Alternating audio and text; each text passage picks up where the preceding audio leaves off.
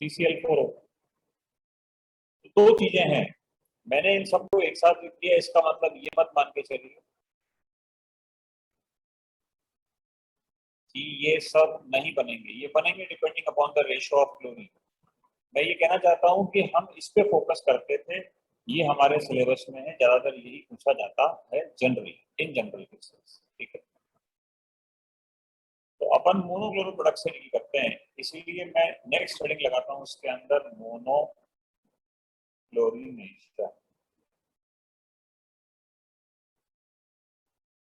अब मोनोक्लोरिनेशन के अंदर एक बड़ी सिंपल सी बात आती है बच्चों, एक सिंपल सा पॉइंट ऑफ व्यू आता है कि नंबर ऑफ मोनोक्लोरो प्रोडक्ट किस पे डिपेंड करते थे, तो आपको याद होगा मैंने कहा था it depends on types of hydrogen, इसके पास कितने hydrogen, types of hydrogen depend करते थे उसकी डिग्री पे और उसके कनेक्शन पे।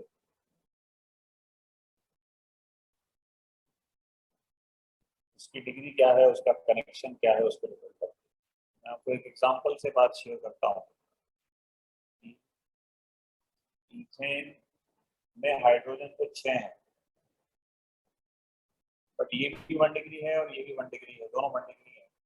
तो आप क्लोरीन लेफ्ट में लगाओ या राइट में लगाओ, it is one and same thing. तो अपन कह सकते हैं कि टोटल मोनोक्लोरो प्रोडक्ट का मतलब जिसमें एक क्लोरीन लगा हुआ है, ऐसा प्रोडक्ट सिर्फ एक बनेगा, वो ये वाला। जबकि यही रिएक्शन बच्चों अगर अपन प्रोपेन के साथ करवाएं,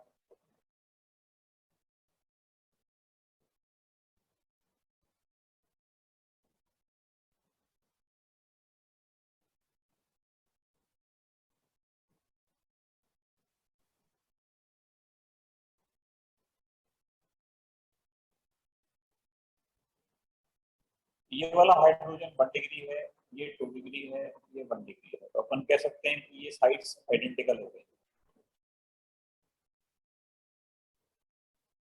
इनमें से किसी से भी एक बना लो और सेकेंडरी वाले से एक बना लो, तो मोनोक्लोरो प्रोडक्ट मतलब ऐसे प्रोडक्ट जिसमें एक क्लोरीन लगा हुआ हो, वो अपने को दो प्राप्त होंगे। तो अब आपको कुछ याद आ रहा होगा कि मैंने 11th क्लास में ऐसा कुछ बताया था कि जितने तरह के हाइड्रोजन होते हैं उतने ही मोनोक्लोरो प्रोडक्ट मिलते हैं। इसके अंदर दो तरह के हाइड्रोजन हैं, 2 डिग्री और 1 डिग्री, इसीलिए इसके दो मोनोक्लोरो प्रोडक्ट बने। इसमें एक ही तरह का हाइड्रोजन है, टाइप्स की बात कर रहा हूँ, नंबर ऑफ एच की बात नहीं कर रहा हूँ। नंबर तो इसमें इथेन में 6 है, प्रोपेन में 8 है, उससे मतलब नहीं। इसमें एक ही टाइप का हाइड्रोजन है, इसलिए एक मोनोक्लोरो प्रोडक्ट मिल रहा है, ये चीज है, ठीक है। अब ये रिएक्शन होती कैसे है, अगर आपको इस चीज का अंदाजा लेना है, इस चीज को आपको समझना है, तो मैं आपको वो भी बता देता हूँ। ये मीथेन है, इसकी रिएक्शन अपन क्लोरीन से करवाएंगे।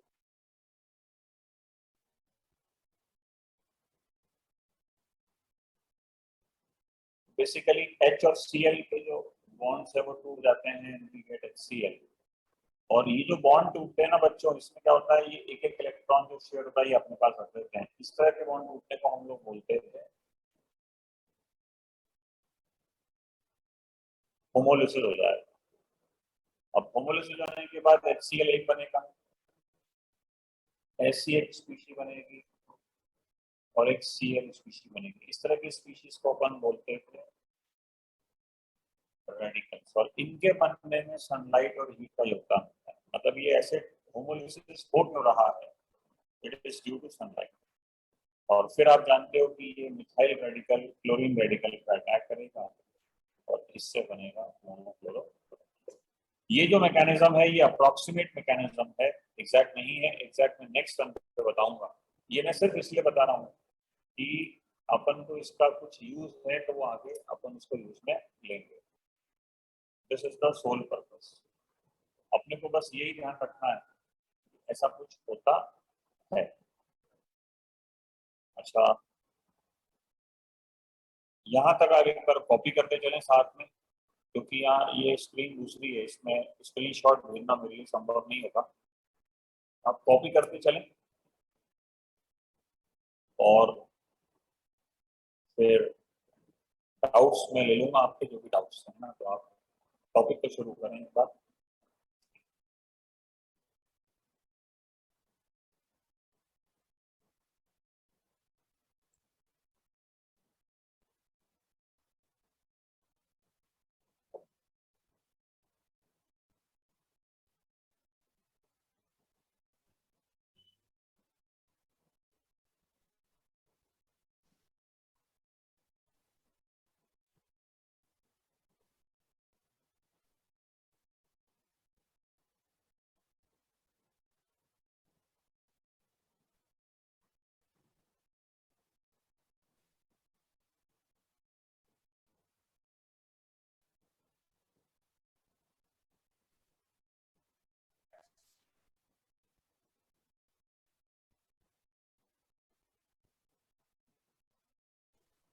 सर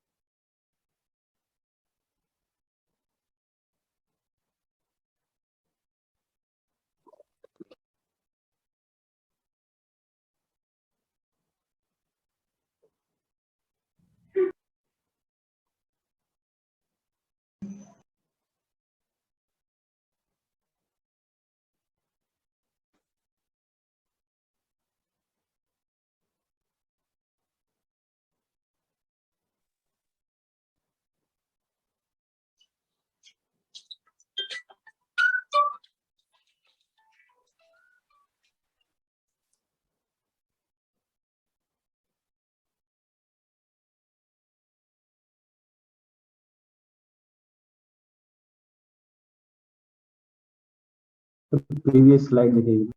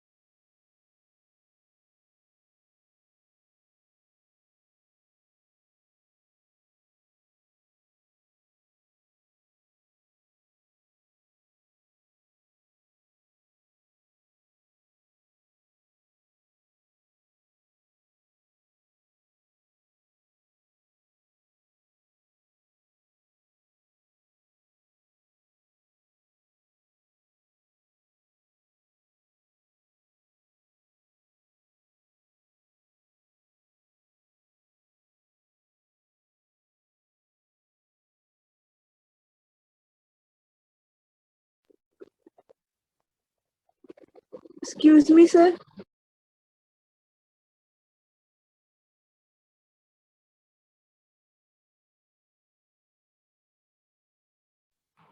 हाँ बच्चे बोलो।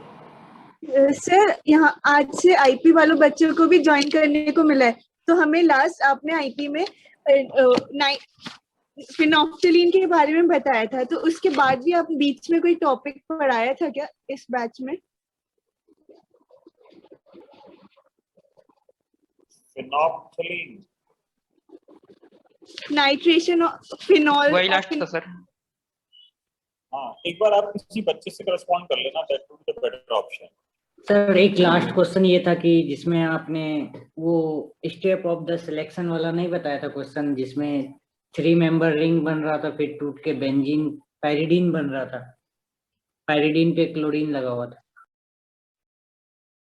मतलब वो अभी एल्केन से रिलेटेड है या नहीं है ये बता दो। No sir. नो सर, वो अभी थोड़ा सा वेट करें, एक बार एल्केन कंप्लीट हो जाते, उसके बाद अगर कुछ छोटा मोटा कोई चीज रह गई होगी ना, वो अपन उसके बाद करेंगे। अभी अपन टॉपिक डिस्टर्ब नहीं करना चाहते, ये मेरा पॉइंट ऑफ व्यू है ना। Just wait for a while, got it? Yes sir. हाँ चलो ठीक। तो यहाँ तक कॉपी कर लिया है आपने? Yes sir. Yes sir.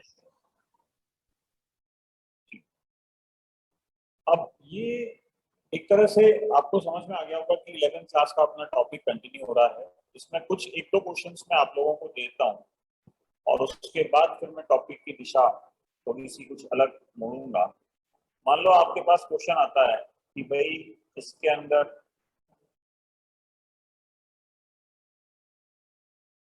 Number of monochloro products कितने बनेंगे। तो 3 सवाल हैं और तीनों सवालों को करने के लिए आपके पास ऑलमोस्ट 30 सेकेंड्स हैं।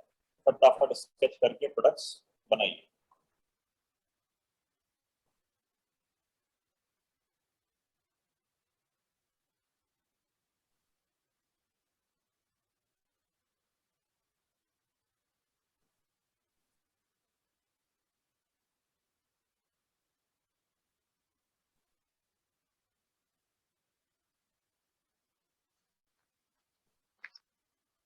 गुड। आई थिंक अपने पास आंसर्स आ गए हैं कि भाई this is the molecule of neopentane. इसमें एक ही प्रकार का हाइड्रोजन है तो एक एमसीपी मिलेगा। इसके अंदर भी एक एमसीपी मिलेगा और कोई चांस नहीं है।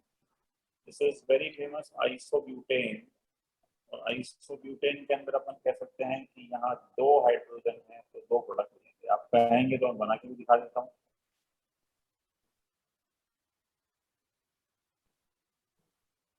दो मोनोक्लोरो प्रोडक्ट्स अपने को यहाँ पे प्राप्त होंगे। तो it is that much simple, क्योंकि 2 प्रकार के हाइड्रोजन। मतलब मोटी बात आपको ये ध्यान रखनी है कि जितने टाइप्स ऑफ हाइड्रोजन होंगे ना, उतने ही मोनोक्लोरो अपने को रिपोर्टिंग करने होते हैं। मान लो जैसे कल को अपने पास क्वेश्चन आ जाता है कि भाई नॉर्मल ब्यूटेन का मोनोक्लोरिनेशन किया, इसमें एक हाइड्रोजन तो हमें यहाँ पे दिख रहा है साफ साफ, ये प्राइमरी हो गया, ये सेकेंडरी हो गया, ये वापस से सेकेंडरी हो गया और ये प्राइमरी हो गया। तो हाइड्रोजन 4 जगह जरूर है बच्चों, मगर मुख्यतः 2 ही प्रकार के हाइड्रोजन हैं। इसके अंदर मोनोक्लोरो प्रोडक्ट्स कितने बन जाएंगे आपको क्या लगता है? 2। 2।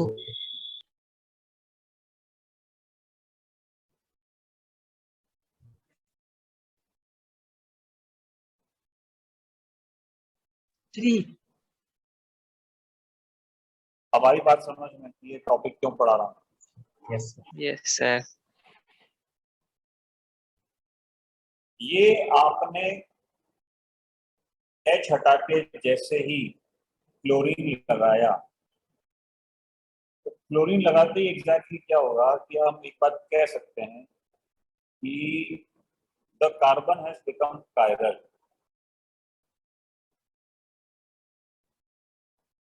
तो वो दोनों तरीके से ही बन सकता है, डीबी और एलबी। अगर आपको डीएल याद नहीं है, याद नहीं आ रहा है, तो आप उसको आर और एस सिस्टम में याद करो। अपन पैरेलल सेंटर को नाम देते थे, पैरेलल कार्बन को नाम देते थे, या तो वो आर है या एस है, इस प्रकार से चलता था। तो अपन बहुत श्योरली, बहुत कॉन्फिडेंटली इस बात को कह सकते हैं कि इसमें टोटल मोनोक्लोरो वन प्राइमरी तो एक ही होगा, सेकेंडरी में 2 बनेंगे, आर कॉन्फ़िगरेशन वाला और एस कॉन्फ़िगरेशन वाला या डी प्लस एल। और आपको ये भी याद होगा दे आर इनएंशियोमर्स। तो 3 मोनोक्लोरो आपको रिपोर्ट करना। फिर इसका मान लो अपन के पास क्वेश्चन आता है कि भाई अपन ने फ्रैक्शनल डिस्टिलेशन किया। तो फ्रैक्शनल डिस्टिलेशन सिंपल बॉइलिंग की होती है, आपको ये याद होना चाहिए, है ना, कोई बहुत बड़ी टर्म नहीं है। और आपको याद होगा कि इनएंशियोमर्स have same boiling point, hence cannot be separated by fractional distillation। ये वाक्य बड़ा इंपॉर्टेंट हो गया अपने लिए, अपने को ये समझ में आना चाहिए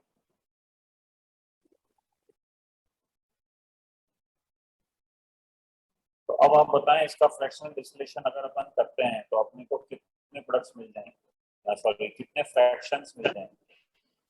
1 दो फ्रैक्शन मिल जाएंगे, एक प्राइमरी क्लोराइड वाला और ये डी और एल अलग अलग नहीं होंगे इसमें, है ना, एक सेकेंडरी क्लोराइड वाला, दो 2F मतलब दो फ्रैक्शन। ये चीजें हैं जो जेई में आती हैं और इसके साथ ही आपका पॉइंट ऑफ व्यू बदल जाना चाहिए। अब जेई में आए हुए कुछ क्वेश्चन कर लेते हैं। मान लो नॉर्मल पेंटेन के बारे में उसने पूछा कि नॉर्मल पेंटेन की रिएक्शन क्लोरीन ऑब्लिक HNO से करवाई तो कितने प्रोडक्ट बन जाएंगे ये बताओ। तो आप जो समझदारी दिखाएंगे वो ये होगी कि भाई एक हाइड्रोजन यहाँ से हटाइए, एक यहाँ से, एक यहाँ से। बट जैसे ही आप यहाँ से हाइड्रोजन हटाएंगे तो I am pretty much sure कि आपको ये समझ में आएगा कि इस केस में पैरेलल कार्बन जनरेट होगा तो वो D+L फॉर्म में मिलेंगे। तो टोटल काउंटिंग करते हैं, 1 2 3 4। तो अब बताइए टोटल मोनोक्लोरो प्रोडक्ट्स कितने रिपोर्ट करेंगे? 5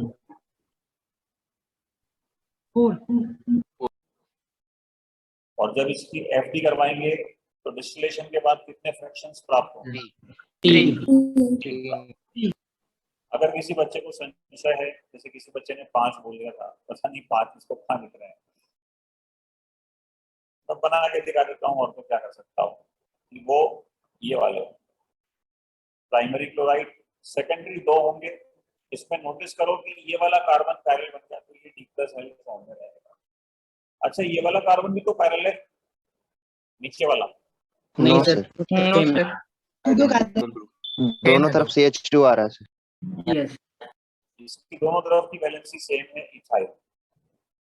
ये समझ में आ रहा है।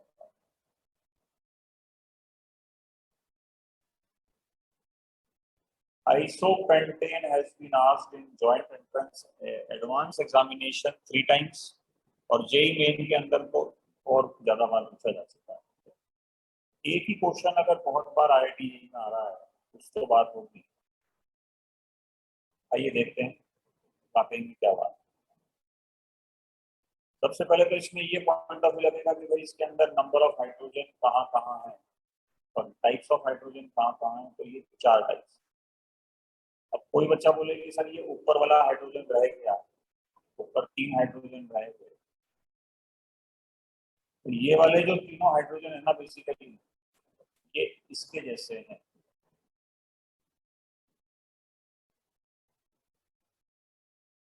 फिर बच्चा ये भी पूछता है इसके अंदर कि सर ये प्राइमरी हैलाइड है, ये भी प्राइमरी हैलाइड है,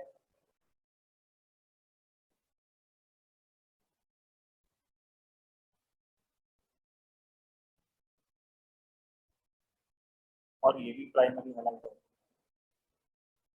हैलाइड तो फिर बनेगा, मतलब हाइड्रोजन नहीं कहना चाहता। Connection different. इरेजर कहाँ गया यहाँ पे? हाँ ये हैलाइड है, मतलब हैलाइड बनेगा यहाँ से, वो कहना चाहता था। ये तीनों 1 डिग्री हाइड्रोजन है तो बच्चे कई बार कंफ्यूज हो जाते हैं। तो बड़ी सिंपल सी बात है, सारी बातें कर चुके हैं अपन। कनेक्शन डिफरेंट है क्योंकि ये 1 डिग्री आप देखेंगे 3 डिग्री कार्बन से अटैच है, जबकि ये 1 डिग्री 2 डिग्री कार्बन से अटैच है। ठीक है, अब मुख्य बात पे आता हूँ। ये आपने जज कर लिया होगा कि ये दोनों साइड्स आइडेंटिकल सेम। तो इसमें 4 तरह के हाइड्रोजन हैं तो 4 मोनोक्लोरो प्रोडक्ट्स अपने को बनाने हैं। तो वो 4 मोनोक्लोरो प्रोडक्ट्स स्केच करेंगे हम अपन।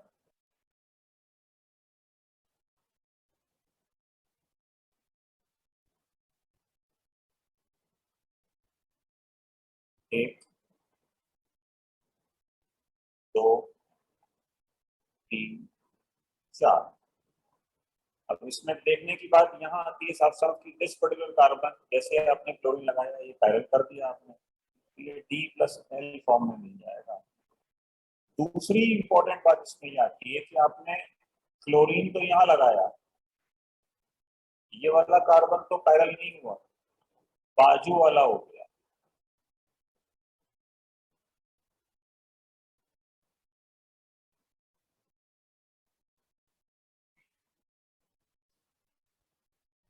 ये क्या आ गया यार, स्क्रीन आ गई वापस, बाजू वाला हो गया। तो ये भी तो दो बनेंगे डी प्लस एल, ये आपको समझ में आना चाहिए। ये कोई और डीएल पेयर है तो आप इसको डी एल डैश लगा दो, डैश सिर्फ अपने आइडेंटिफिकेशन के, दोनों अलग अलग मॉलिक्यूल है ना, तो इसका डीएल पेयर और इसका डीएल पेयर। अब जब आप काउंटिंग करोगे ना तो काउंटिंग होगी 2 3 4 5 6, तो टोटल मोनोक्लोरो प्रोडक्ट्स की अगर अपन बात करें तो उनकी रिपोर्टिंग हो जाएगी कि भाई 6 MCP डिस्टिल करने के बाद कितने मिलेंगे? 3 4 4। तो इसमें बच्चे गलती कहाँ करते हैं वो समझाता हूँ। बच्चों की सबसे बड़ी गलती होती है कि वो जिस कार्बन पे क्लोरीन लगाते हैं ना वही देखते हैं, वो हो रहा है नहीं हो रहा। आपको पूरे मॉलिक्यूल में सर्च करना है। माना आपने क्लोरीन यहाँ लगाया मगर पैरेलल तो हो गया, वो दोनों बनेंगे, ये आपकी समझ होनी चाहिए। तो इसमें छोटे मोटे क्वेश्चंस पूछे गए काफी ज्यादा बार, मतलब ओवरऑल 3 बार तो ये क्वेश्चन यही एडवांस में आ चुका है, आप इसकी इंपॉर्टेंस समझ सकते हैं कि भाई इसमें टोटल तो ये बनेंगे। ऑप्टिकली एक्टिव पूछा था, ऑप्टिकली इनएक्टिव पूछा था, मीजो पूछा था और इनएंशियोमेरिक पेयर। आइए रिपोर्टिंग करते हैं। ऑप्टिकली एक्टिव कितने हैं फटाफट बताइए। 2 है सर। दो कहाँ है यार, कैसी बातें कर रहे हो, अभी तो बताया। दो तो यही हो गए, दो ये हो गए, दो और दो कितने हो गए? 4 4 है साफ साफ। इसका डीएल, ऊपर वाले का डी डैश और एल डैश 4 दिख रहे हैं बच्चों। इनएक्टिव, इनएक्टिव का आंसर 2 है। 2 मीजो 0 तो आप लोग जानते हैं मीजो का कोई स्कोप ही नहीं, दूर दूर तक जबरदस्ती पूछ रहा है सवाल। इनएंशियोमेरिक पेयर्स अगर आप समझते हैं तो बताइए। 2 गुड, वेरी गुड। ऐसी चीजें कई बार आ जाती हैं। अब अपन ये थोड़ा सा डीप में चले गए और अब मैं आपसे थोड़ा मॉडिफाइड क्वेश्चन पूछता हूँ। टोटल ऐसे क्वेश्चन जेई में आ जाते हैं।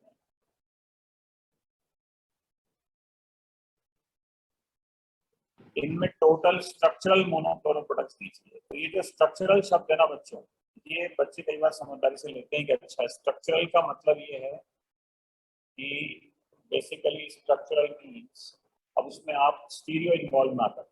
जैसे अगर पिछले वाले क्वेश्चन में स्ट्रक्चरल पूछता ना 1 2 3 4 आंसर आ जाता, उसमें अपन स्टीरियो इन्वॉल्व नहीं करते, वो पॉइंट ऑफ व्यू रहता है। तो कई बार क्वेश्चन टोटल मोनोक्लोरो पूछता है, जैसे इसके अंदर पूछा हुआ है टोटल MCP, तो उसका आंसर हो जाएगा 6। मगर अगर उसने टोटल स्ट्रक्चरल वर्ड लगा दिया तो आपसे हो जाता है कि आप स्टीरियो इन्वॉल्व नहीं कर रहे। तो आइए मैं आपको कुछ क्वेश्चन देता हूँ, इसके अंदर आप मुझे देख के बताइए कि टोटल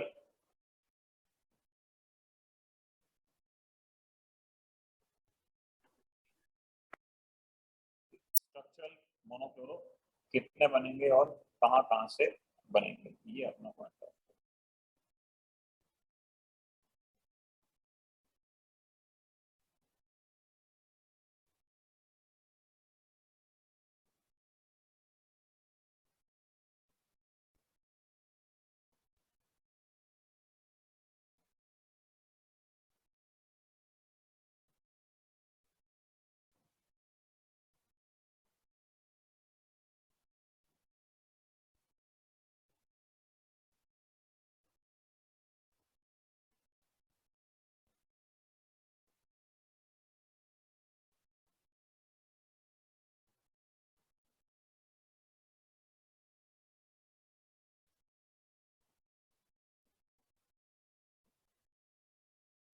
चलिए क्वेश्चंस और भी हो सकते थे, बट इन सब के अंदर अपने को एक बार स्ट्रक्चरल मोनोक्लोरो की रिपोर्टिंग करनी है। Let's start. आपको मैं पहले 2 मिनट देता हूं ताकि आप मन में एक बार सोच लें किसके कितने बनेंगे, और उसके बाद फिर मैं शुरू कर दूंगा। इन क्वेश्चंस को ऐसे आर्बिट्ररी लेना, सिलेक्ट से जैसे इस क्वेश्चन का आंसर x है तो हाँ बस x लिख दिया। हर एक क्वेश्चन अगर आप अभी कॉपी कर रहे हैं तो ठीक है, वरना बाद में जब कॉपी करेंगे उसको तरीका मैं बताता हूँ कि जैसे मान लो इसके 5 मोनोक्लोरो बनते हैं, मुझे पता नहीं कितने बनेंगे, लेट से 5 से जो भी बनेंगे, तो वो सब बना के देखना है आपको।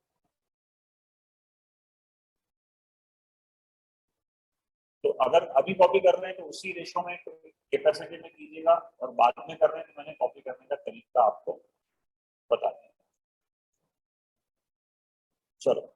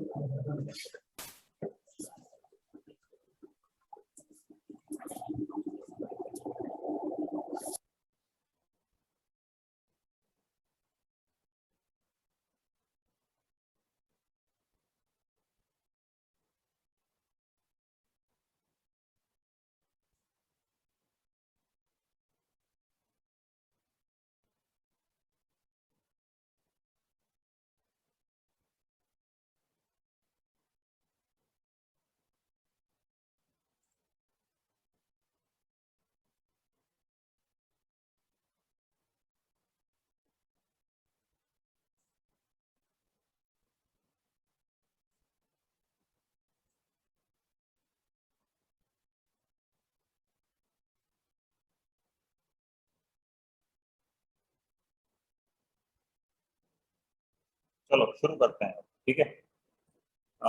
वैसे आप कह सकते हैं कि मैंने आपको समय कम दिया है, बट क्योंकि ये टॉपिक थोड़ा सा पुराना ही चल रहा है तो इतना समय काफी होना चाहिए। अब मान लीजिए हमारे पास क्वेश्चन पहला वाला आ जाता है, इसके अंदर मोनोक्लोरो की रिपोर्टिंग करनी है। मेरे हिसाब से एक मोनोक्लोरो तो आपको यहाँ से मिलेगा, 2 3 4, इसके 4 बनते हैं, ठीक है। एक यहाँ से नहीं बनेगा क्या? नो सर, हाइड्रोजन ही नहीं, फोर वैलेंसी। हाँ जी, यस सर। Very good. तो ये ध्यान रखना पड़ता है क्योंकि अपन जब रिएक्शन देख रहे हैं ना, तो बेसिकली मोनोक्लोरिनेशन हाइड्रोजन को हटा के होता है। ये एक इंपॉर्टेंट पॉइंट है जो आप यहाँ पे basically the bond cleavage homolysis किसका हो रहा है? Of CH bond. Good, very good. इसके अंदर 2 बन जाएंगे यहाँ से, बाकी सब सिमेट्रिकल है। इसमें 1 2 3 4 5 6 बने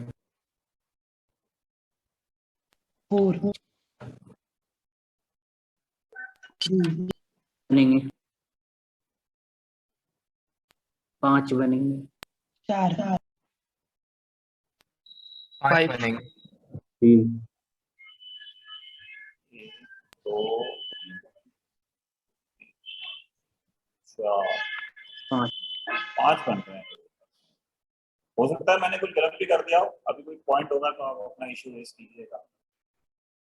इसके अंदर 1 2 3 4 5।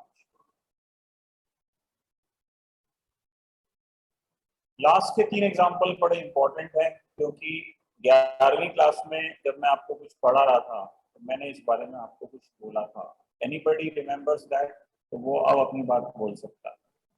अनसैचुरेशन पे नहीं होता। अनसैचुरेटेड रिंग का नहीं होता। बढ़िया, बहुत बढ़िया, एक्सीलेंट आंसर। इसकी तरफ से आया ये आंसर जिसमें सबसे पहले अनसैचुरेशन। एक्सीलेंट आंसर है, कन्वेड, बहुत ही कौन बच्चा था वो जिसने सबसे पहले बोला? सिद्धार्थ। गुड, चलो। क्लोरीन ऑब्लिक HNO के बारे में अपन ये बोल सकते हैं कि क्लोरीन ऑब्लिक HNO जब इससे रिएक्ट करेगा ना तो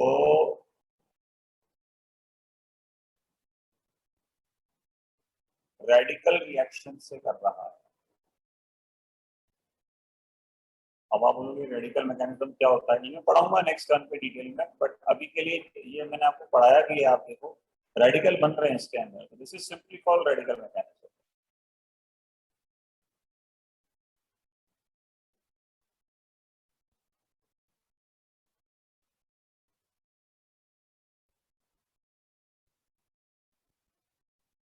इसमें क्या होता है, सिर्फ saturated hydrocarbon site is under reaction. इसको मैं थोड़ा कॉम्प्लेक्स करके बताया है। अभी 11वीं क्लास में मैंने आपको एक सिंपल सी बात बताई थी, किसी को याद है क्या बोला था 11वीं क्लास में?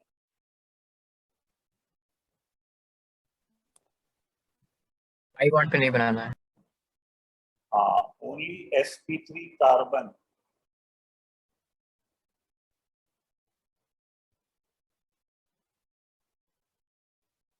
reacts. CH bond at the rate कौन सा वाला था जिसमें सिर्फ sp3 कार्बन को ऐसा लिख पाया होगा, तो वो पॉइंट ऑफ व्यू इसमें बड़ा इंपॉर्टेंट हो जाता है, sp3 कार्बन का होना आवश्यक। चलो, तो अब ये आपको समझ में आ गया होगा कि इससे एक ही प्रोडक्ट बनेगा, अपने को will be getting only one product over here. इसमें 2 बनेंगे और इसमें वापस से एक ही बनेगा यहाँ से, है ना। ये वाले जो हाइड्रोजन है बेंजीन वाले, ये रिएक्ट करेंगे या नहीं करेंगे, से यस और नो। ये सबसे इंपॉर्टेंट बात है जो आपको सीखनी थी, समझनी थी। इसके अंदर टोटल मोनोक्लोरो कितने बनेंगे फटाफट बता दो ताकि मैं आगे बढ़ूँ।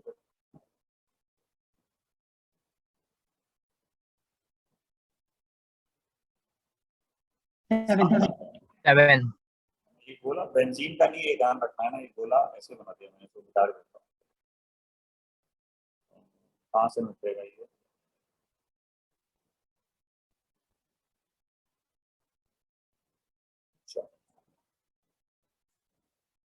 अब एक्चुअली अपन आज की क्लास के एक बहुत बड़े कंक्लूजन पॉइंट पे आ गए। आज की क्लास जिसके लिए मैंने रखी थी उस पॉइंट पे आ गए कि कल को IIT में ऐसा क्वेश्चन आ भी चुका है और दोबारा आ जाए किसी कॉम्प्लेक्स फॉर्म में, आप उसको समझ पाए, आप उसको कर पाए।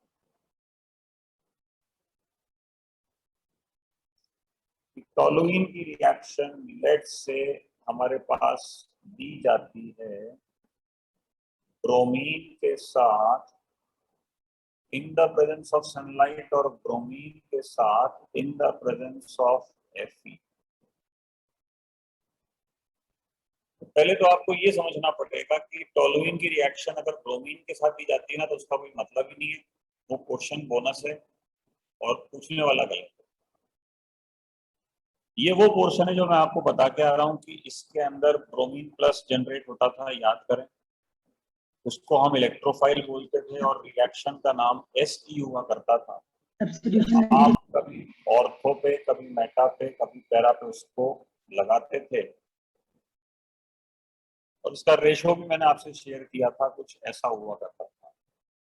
उसमें मेटा तो बहुत ही कम बना करता था और यही रिएक्शन अगर आप सनलाइट के साथ होगी ना बच्चों तो कोई इलेक्ट्रोफाइल कुछ नहीं बनेगा। क्या बनेगा पहले तो ये बताओ। रेडिकल। क्या ये इलेक्ट्रोफाइल होगा रेडिकल? नो। क्योंकि हम जानते हैं इलेक्ट्रोफाइल वो होता है जिसका पास ऑर्बिटल खाली हो, तो इसके पास तो खाली ऑर्बिटल है ही, कंप्लीट एम्प्टी ऑर्बिटल होना चाहिए ना, वो पॉइंट ऑफ व्यू है। तो रेडिकल बनेगा, ये समझ में आना चाहिए। कुछ बच्चों को Br प्लस और Br रेडिकल में अंतर ही समझ में नहीं आता है, तो ऐसा ना करें। Br प्लस का मतलब उसके पास पूरा का पूरा एक ऑर्बिटल खाली है, इतनी समझ तो आप में होनी चाहिए, मतलब ये तो मिनिमम है, खाली ऑर्बिटल है पूरा का पूरा। जबकि यहाँ पे इस ऑर्बिटल के अंदर आप देखो 2 इलेक्ट्रॉन और 1 इलेक्ट्रॉन है, तो वो पॉइंट ऑफ व्यू हम आपसे शेयर कर सकते हैं। और अब यहाँ पे आप जानते हो कि यहाँ कहाँ रिएक्शन होगी, ऑर्थो, मेटा या पैरा? क्या क्या समझ में आता है? पैरा।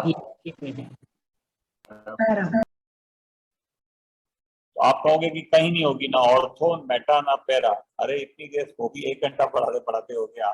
CS3 पे CS3 पे होगी, दोनों में डिफरेंस है। ये चीज आप समझ जाते हो ना, मतलब तो अपन एक चीज बहुत कॉन्फिडेंटली कह सकते हैं कि आपको सब्जेक्ट क्लियर हो रहा है, आपको सब्जेक्ट समझ में आ रहा है, मोर और लेस। दोनों RM2 के पोर्शन, और ये एग्जैक्ट क्वेश्चन आया भी है अभी, जेई मेन में आया है, उसके पहले किसी ने भी साल उन्होंने जेई एडवांस में पूछा है। आपको एक चीज समझ में आनी चाहिए कि ब्रोमीन अगर Fe के साथ है तो Br+ लगेगा, इलेक्ट्रोफाइल लगेगा, तो ऑर्थो, मेटा, पैरा का झंझट तो मैं पढ़ा के आ चुका। और अगर ब्रोमीन सनलाइट है तो सनलाइट के लिए ये जो मेरे शब्द है ना, ये बड़े इंपॉर्टेंट हैं। ये आपको मतलब बिल्कुल क्लियरली आपको इन चीजों को समझना है कि इसमें सब कहना क्या चाहते हैं।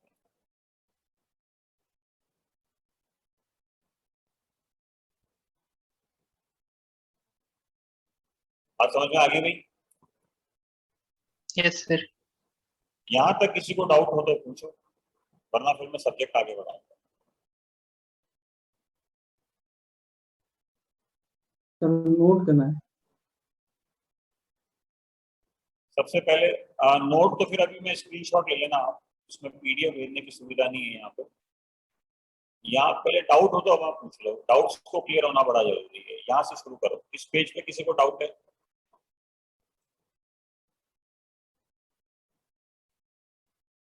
पेज नंबर 1 से कर लेते हैं ना यार, चलो, ताकि आप स्क्रीनशॉट भी ले लो और किसी को डाउट पूछना है तो वो भी क्लैरिफाई हो जाए।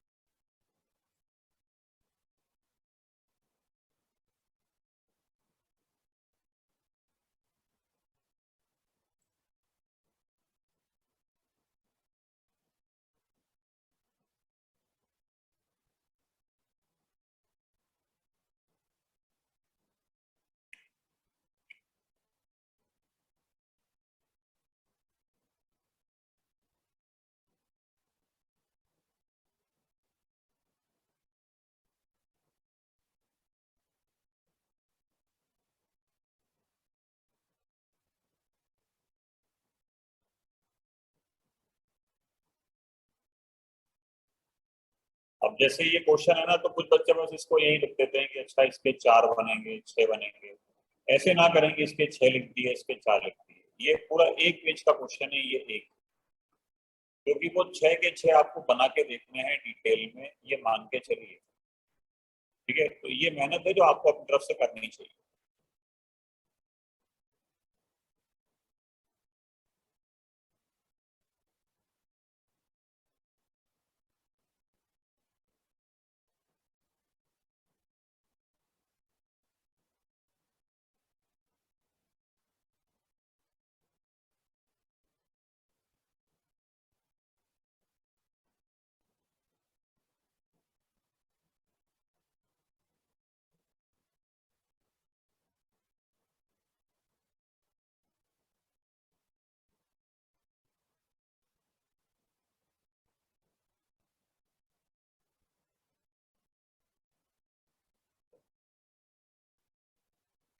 ठीक है, तो मैं ये मान फिर के इसमें चलता हूँ Fe के बाद क्या लिखे हैं?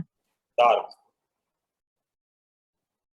एक सिंपल सी बात है, अगर ऊपर वाली रिएक्शन लाइट में हो रही है तो नीचे वाली रिएक्शन डार्क में होगी। इसका मतलब जो अभी पिछले 22 दिनों से मैं आपको पढ़ा रहा हूँ एरोमेटिक इलेक्ट्रोफिलिक सब्स्टिट्यूशन बेंजीन का, वो सारी रिएक्शनें कहाँ हो रही थी बच्चे?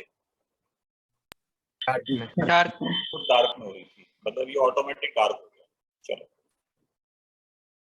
ठीक है, आगे कैरी फॉरवर्ड करें, किसी को डाउट हो तो पूछ लो, लास्ट कॉल।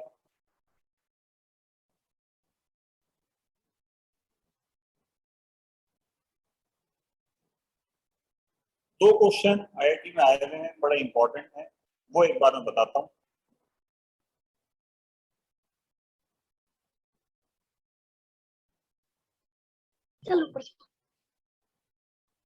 इसका रिएक्शन इन्होंने दिया क्लोरीन ऑब्लिक HNO के साथ, और प्रोडक्ट वगैरह पूछे कि भाई कितने बने। तो आप इतने समझदार तो है ही सही कि भाई इसमें हाइड्रोजन एक यहाँ है, 4 हाइड्रोजन है तो 4 मोनोक्लोरो प्रोडक्ट बनाना है अपने को। Let's begin.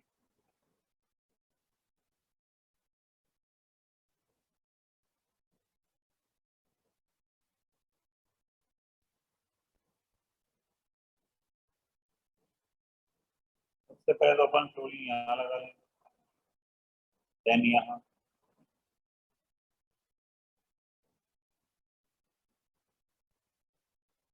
अब इसमें बच्चे बोलते हैं कि भाई इसमें DL मिक्सचर है अपने पास, तो इसमें कारिल कार्बन नहीं है, इसमें नहीं हो सकता, इसलिए एक ही बनेगा। इसमें भी कारिल कार्बन नहीं है, इसलिए ये एक ही बनेगा। इसमें क्लोरीन लगाते ही ये वाला कार्बन कायरल हो गया, तो कुछ बच्चे इसको 2 लिख देते हैं, बट ये बड़ा मजेदार केस है, 2010 IIT में आ चुका है। इसमें क्या हुआ बच्चों, आपको ये समझना है कि बाजू वाला कार्बन भी तो कायरल हो गया। देखो कितनी जोरदार बात है।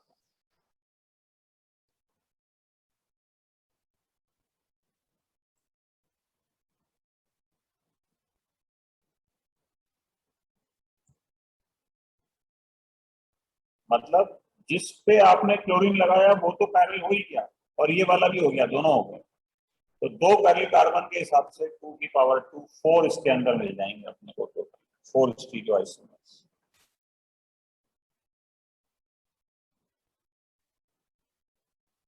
अब अगर अपन ऊपर वाले की बात करें तो इसमें तो यही कार्बन कायरल हुआ, इसमें एक ही कायरल कार्बन है, इसमें 2 बन जाएंगे।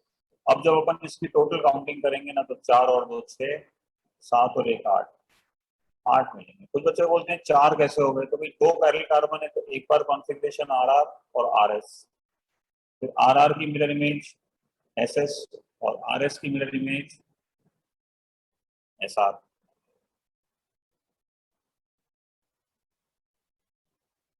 ये ऐसे मिलता है 4। फिर क्वेश्चन आया कि भाई इसमें फ्रैक्शनली डिस्टिल करने पे डिस्टिलेशन प्रोडक्ट कितने बनेंगे, तो ये 2 जो मिलेंगे ये D+L पेयर होगा, ये सेपरेट नहीं होंगे।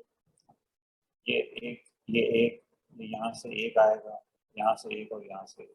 क्या लगता है फ्रैक्शनल डिस्टिलेशन करने पे टोटल फ्रैक्शंस कितने मिल रहे हैं? 5 तो ये बहुत बढ़िया क्वेश्चंस में से आता है, क्योंकि आप में इसको खासकर देखना होता है कि ये एक ही में आप देखो, एक ही में ये 4 बन जाते हैं। बच्चे कई बार इस चीज को नहीं देख पाते।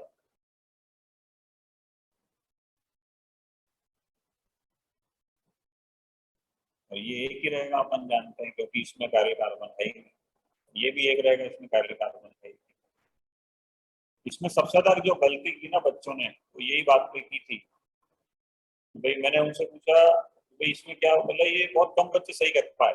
मैंने पूछा कि आपने गलती कहाँ की, तो उन्होंने इसमें 4 के बजाय 2 ही बनाए थे बस। तो ये मुख्य पॉइंट था जो उन्होंने गलत किया। चलो ये चीज है। अगर एक क्वेश्चन ये पूछा जाता है कि इसमें टोटल ऑप्टिकली एक्टिव कितने बनेंगे, तब क्या जवाब देते हो? 6 यस, 6। श्योर। तो ये IIT JEE 2010 का क्वेश्चन है। एक और क्वेश्चन करवाते हैं आपको। क्वेश्चन पहले मैं लिख देता हूँ।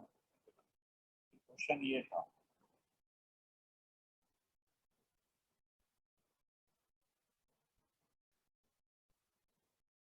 उन्होंने हीट दिया था, तो हीट तो या सनलाइट तो वो एक ही बात है, दोनों रेडिकल रिएक्शन करवाते हैं। क्वेश्चन उन्होंने ये पूछा था कि भाई अगर अपन इसकी रिएक्शन करवाएं तो अपने को प्रोडक्ट्स क्या मिलेंगे, डाई ब्रोमो। अब आप पूछोगे तो डाई ब्रोमो तो सिलेबस में है ही नहीं, ऐसा नहीं सिलेबस में नहीं है, उन्होंने एक ब्रोमीन पहले से लगा के दिया, तो वो अब आप एक और लगाओगे तो डाई ब्रोमो हो जाएगा ना, तो वो उस कंटेक्स्ट में होना पूछा। अब क्वेश्चन बड़ा अच्छा है, आइए मैं क्वेश्चन करवाता हूँ आपको, मेरा पॉइंट ध्यान से सुनिए।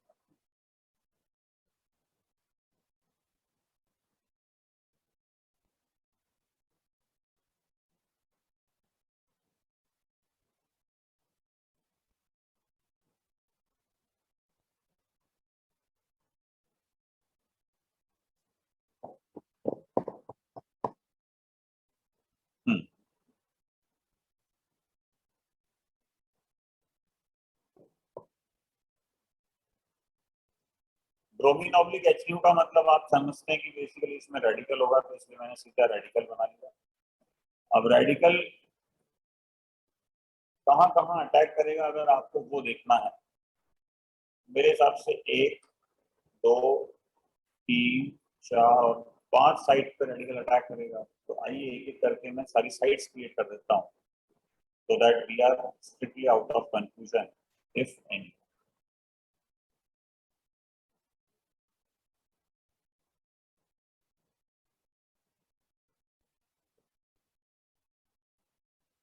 एक रेडिकल यहाँ बनेगा, इस पे ब्रोमीन लगाएंगे अपन, मेरे कहने का मतलब ये है।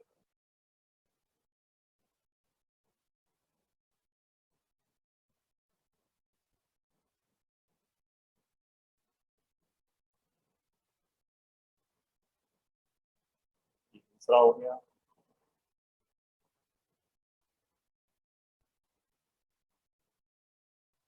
तीसरा रेडिकल यहाँ बनेगा,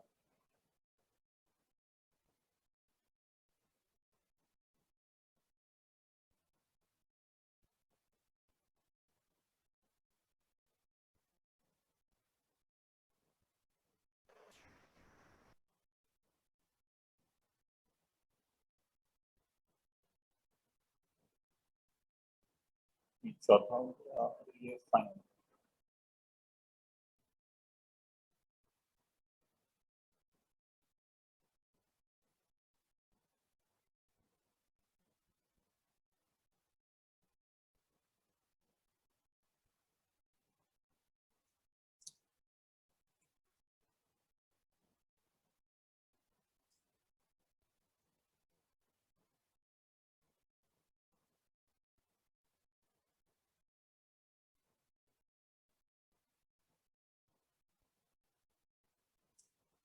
अब इस क्वेश्चन में करना क्या है बच्चों को समझो। सबसे पहले तो रेडिकल्स में वापस से क्रिएट करता हूँ, इस बार ब्लैक कलर के पेन से बना रहा हूँ ताकि आपको क्लियर हो जाए कि रेडिकल बनेंगे। ये पांचों जगह मैंने रेडिकल बना लिया, इसमें ब्रोमीन लगाना है, कुल मिला के बाद पीछे रह गई। तो पहला ब्रोमीन आपने यहाँ लगाया। अब इस पूरे मॉलिक्यूल को ध्यान से देख के मुझे बताइए कि इसमें कितने कायरल कार्बन हैं। इस मॉलिक्यूल को मुझे देख के बताइए इसमें कितने कायरल कार्बन हैं। पहले वाले में 1 है सर। पहले वाले की बात कर रहा हूँ, ये बक्से तो मैं ऐसे बना रहा हूँ, टाइम पास करने की आदत है मुझे। ऐसा कुछ बच्चों ने मेरे पे इल्जाम लगाया पिछले साल, ज्यादा नहीं 2-4 ही थे। वो अलग बात है कि सबसे पहले कोर्स अपना ही कंप्लीट हुआ ऑर्गेनिक का, out of physics, maths and rest couple of types of chemistry, inorganic and physical वगैरह। तो वही टाइम पास कर रहा हूँ, बॉक्स से बना रहा हूँ, यहाँ पे बातें याद आ जाती हैं बच्चों की। चलो एक्चुअली पॉइंट क्या था, उनको पढ़ाई वढ़ाई करनी नहीं थी या कुछ भी पॉइंट ऑफ व्यू होगा, रेजोनेंस उनको रिफंड नहीं दे रहा था, उन्हें कोई टारगेट चाहिए था तो वो मेरे पीछे पड़ गए। चलो तो हाँ, अब मैं दोबारा पूछता हूँ कि जो पहला मैंने कंपाउंड बनाया इसमें कितने कायरल कार्बन हैं, ये बताइए फटाफट। वन। ये ब्रोमीन वाला कार्बन कायरल ना, यस सर। पीछे वाला ब्रोमीन जो पिंक से लिखा हुआ है वो कार्बन कायरल ना बच्चों? No sir. सर क्वेश्चन में जो दिया है वो एक ही टाइप का होगा, तो ये कायरल नहीं होना चाहिए। यस, बहुत बढ़िया, आपने जवाब भी दे दिया मगर गलत भी दिया। अब मेरी बात ध्यान से सुनना, इस पूरे मॉलिक्यूल में, सुनो सुनो अपनी कीमत करो, इस पूरे मॉलिक्यूल में एक ही कार्बन कायरल है और वो ये है। एक कायरल कार्बन है तो बच्चा बोलता है तो डी और एल दोनों बनेंगे, नहीं बनेंगे, ये सिर्फ एक बनेगा, क्योंकि ये कायरल कार्बन तो पहले से है।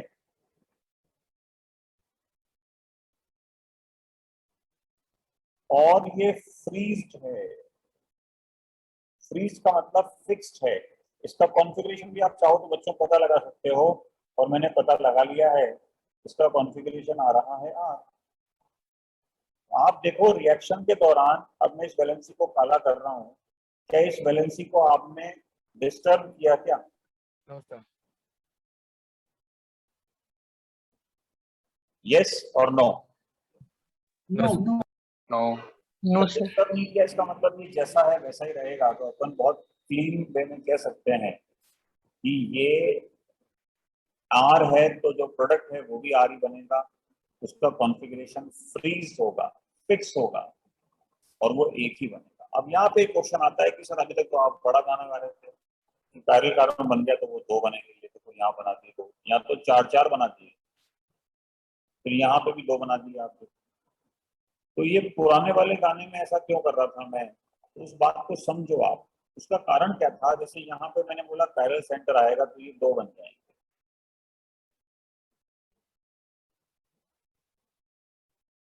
रिएक्टेंट में वो कायरल कार्बन नहीं था, वो आपने बनाया। ये बात समझ में आ रही है? मैं दूसरी बार रिपीट कर रहा हूँ, आपने बनाया या नहीं बनाया इसे, या ये पहले से था? बनाया आपने। बनाया सर। है ना? यहाँ पे क्या स्थिति है, आपका कोई योगदान है इसमें? पहले से था। नो सर, ऑलरेडी तो कायरल। ऑलरेडी था मत बोलो, ये शब्द बोलो, ये बड़ा इंपॉर्टेंट है। फ्रीज था, फिक्स था, होने से मतलब नहीं है, था भी सही और फ्रीज था। तो अब बताओ पहला क्वेश्चन, क्या इस मॉलिक्यूल में कायरल कार्बन है, यस और नो? Yes sir. इसकी बता रहा हूँ, मतलब पहले प्रोडक्ट की बात कर रहा हूँ, इस पे एरो लगा रहा हूँ, इसकी बात कर रहा हूँ। क्या इस प्रोडक्ट में कायरल कार्बन है? Yes sir. तो अब क्या ये दो बन जाएंगे? नो सर, नहीं बन फ्रीज्ड है। फिक्स्ड है। तो जो कैरलिटी है वो फ्रीज्ड है। अब बात समझ में आ गई? Yes sir. तो कायरल कार्बन होने से वो दो बन जाएंगे इस बात की गारंटी नहीं है, वो एक भी हो सकता है और वो दो भी हो सकते हैं, ये आपको समझ में आना पड़ेगा। अब अपन दूसरा वाला सोचते हैं। दूसरे वाले में जब आप यहाँ पे ब्रोमीन लगाएंगे तो आपने लेट से ये ब्रोमीन लगाया, ये कायरल कार्बन आपने बनाया, आप कहेंगे कि फिर तो इसमें एक संभावना और है कि ब्रोमीन आप लेफ्ट से भी लगा सकते हैं। ये मैंने लेफ्ट में लगा दिया, बाकी सारा सेम रहेगा, जमे रहना, अभी बिल्कुल हिलना नहीं है। बच्चे बोलते हैं कि सर इसमें तो दो कायरल कार्बन आ गए, ये तो आईआईटी में जो सवाल आया था उसके जैसा ही है, एक कायरल कार्बन ये रहा और दूसरा कायरल कार्बन ये रहा। लिख देता हूं मैं यहाँ पे, टू कायरल कार्बन। अब क्या टू की पावर टू लगा दें? No sir. No sir. से और एक में आप लोग बनाए हैं। नीचे वाला फ्रीज है, आपने नीचे वाले को हाथ नहीं लगाया, आपने सिर्फ ऊपर वाले को बनाया, तो वो मैक्सिमम कितने तरीके से बन सकता है? दो। तो दो कायरल कार्बन होने के बावजूद भी ये प्रोडक्ट सिर्फ दो फॉर्म में मिलेगा। तो फिर यहाँ चार क्यों हो गए थे, बात को समझो। यहाँ पे हमने बनाया सर। क्रिएट दोनों किया। आपने बनाए, के बाद बनाए। दोनों आपने बनाए क्या? Yes sir. ये समझाने की कोशिश करता हूँ। I think point of view जो मैं कहना चाहता हूँ वो ये है कि दोनों अगर आप बनाओ, मतलब अगर आप पैरेलल कार्बन बना रहे हो ना, तो वो दोनों फॉर्म में बनेंगे या मैक्सिमम 2 की पावर n फॉर्म में बनेंगे। और अगर पहले से फ्रीज है और आपने उसकी वैलेंसी नहीं तोड़ी, दैट मीन्स व्हाट? क्या लगता है आपको उसका मतलब क्या होगा? फ्रीज्ड। एक बार वो फ्रीज रहेगा। वो फ्रीज शब्द बड़ा इंपॉर्टेंट। अब आप अगर बात समझ गए हो तो मैं थोड़ा बात को और खोलता हूँ कि जो बच्चा पढ़ के आया है वो ये भी समझ गया होगा कि ये मीजो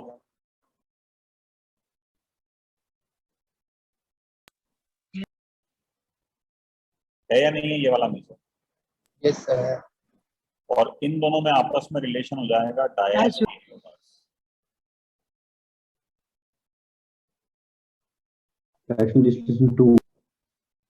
तो अब इस पे आता हूँ मैं। ये थोड़ा आपको इजी लगेगा भाई, आप यहाँ ब्रोमीन लगा सकते हो।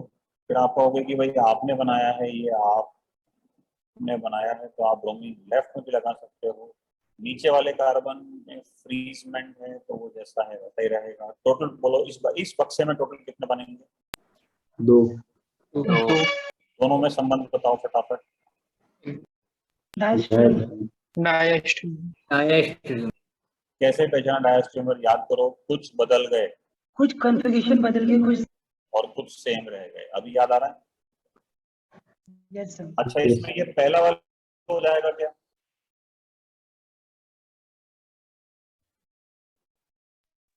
आप कहोगे नहीं सर। होगा, क्योंकि आप देखो ऊपर मिथाइल एक है और नीचे मिथाइल है, मीजो नहीं होगा।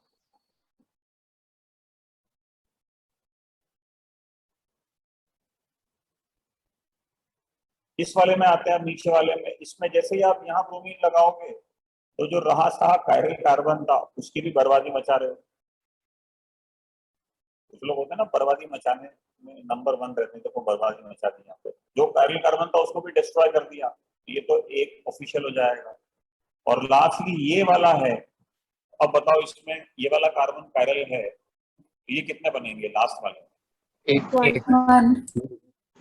बट कायरल कार्बन तो 2 बनने चाहिए ना। फ्रीज है ये सब। अब काउंटिंग करो फटाफट, इसमें कितनी है। ठीक है, तो मैं काउंटिंग लिखता हूँ किसी अलग अलग कलर से। लो काउंटिंग लिखते हैं, बोलो। 1 2 3 4, कहाँ तक हो गया? ABCD E। अब आएगा E। आप समझ गए होंगे कि मुझे ABCD बहुत अच्छे से नहीं आती है। ABCD के बाद आएगा F और G। टोटल काउंटिंग कितने हो गए? 1 2 3 4 5 6 7। तो अब बताओ बच्चों, टोटल डाइब्रोमो प्रोडक्ट्स कितने बनेंगे?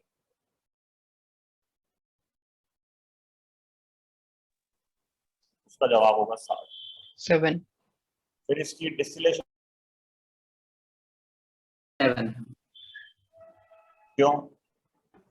0 है। इनैंशियोमरिक पेयर्स कितने हैं? 0। क्योंकि कोई भी इनैंशियोमर नहीं होगा, ये आपको यहाँ समझ में आना चाहिए। फिर मैं आपसे पूछता हूँ कि टोटल ऑप्टिकली एक्टिव बताओ, ऑप्टिकली इनएक्टिव बताओ, मीजो बताओ। तो आइए शुरुआत करते हैं। सबसे पहले ये बताओ, इसमें ऑप्टिकली एक्टिव कितने होंगे? तो बच्चे इसमें बड़े कंफ्यूज रहते हैं कि ऑप्टिकली एक्टिव कितने होंगे। तो मैं कंफ्यूजन कुछ यूं मिटा देता हूँ। तो भाई आप मोटी मोटी बातें ध्यान रखो। एक तो इससे बर्बाद किया, कायरल कार्बन बर्बाद करके, और ये अपने आप बर्बाद हो गया क्योंकि ये मीजो बन गया बाई चांस। तो ये जिनको मैंने इस रोम्बस में लगाया है ना, रोम्बस याद है क्या? इस जमाने में रोम्बस हुआ करता था। आपके तो खैर अभी भी आता होगा शायद। ये दोनों कैसे हैं, ऑप्टिकली एक्टिव या इनएक्टिव? इनएक्टिव। अगर ये दोनों इनएक्टिव हैं तो अपन कह सकते हैं कि टोटल ऑप्टिकली एक्टिव कितने होंगे? 5। भाई 7 में से 2 चले गए। ऑप्टिकली इनएक्टिव कितने हो गए? दो मीजो एक। बहुत बढ़िया। ये वाला मीजो नहीं है क्या? वो दो तो सर। तो कायरल ही नहीं है उसमें। बहुत बढ़िया। आगे आपको बात समझ। आपकी जानकारी के लिए बता दूं, आईआईटी में आया हुआ क्वेश्चन है और इस तरह के क्वेश्चन को करने का रेशियो यूं मान के चलो 1000 में से 1 बच्चे का रहता है। ऐसे क्वेश्चन भी आईआईटी में आते हैं, इसीलिए वो मैंने कहा था ना यहाँ पे कि इसको ढंग से बना के देखना। तो बना के देखने के लिए इसीलिए कहा था इसके बारे में, इसके बारे में। आप जब पूरा ढंग से बनाओगे ना तो इस तरह के क्वेश्चन आप कर पाओगे। ये चीज है भाई बच्चों।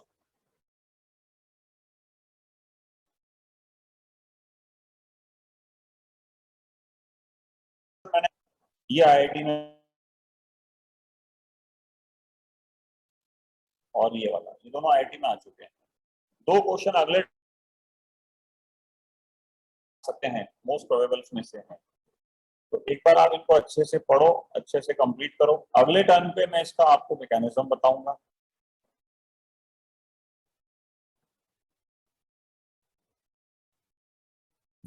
और मैकेनिज्म के साथ साथ ही अपन फिर इस चैप्टर को भी क्लोज करेंगे और कुछ क्वेश्चन दूंगा 1-2 जो अच्छे क्वेश्चन हैं और जेईई में आ सकते हैं।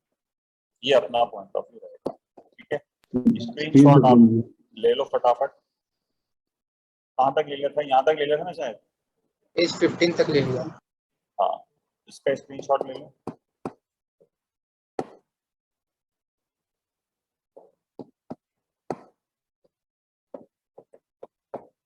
और इस क्वेश्चन के बारे में मेरी रिकमेंडेशन है कि आप इसका स्क्रीनशॉट ले लो अच्छे से, मगर इसको एक बार खुद करके देखना कि आपसे ये बन रहा है या नहीं बन रहा है, वो इंपॉर्टेंस आता है।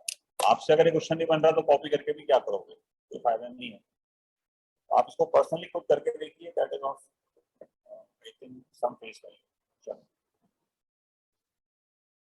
ये है बच्चों, है ना।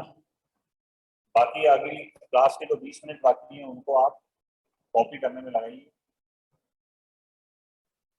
स्क्रीन शेयर करने का कुछ या सेंड करने का है नहीं। पीडीएफ भी मैंने पीडीएफ सेव कर ली है मेरे कंप्यूटर पे।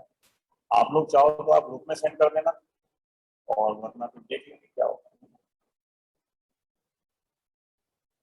सर नेक्स्ट पेज कीजिए सर।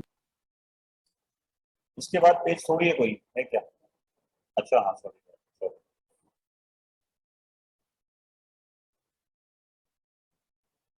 एक बच्चा बोल रहा है 16वीं स्लाइड चाहिए उसको। 16वीं स्लाइड कहाँ गई? ये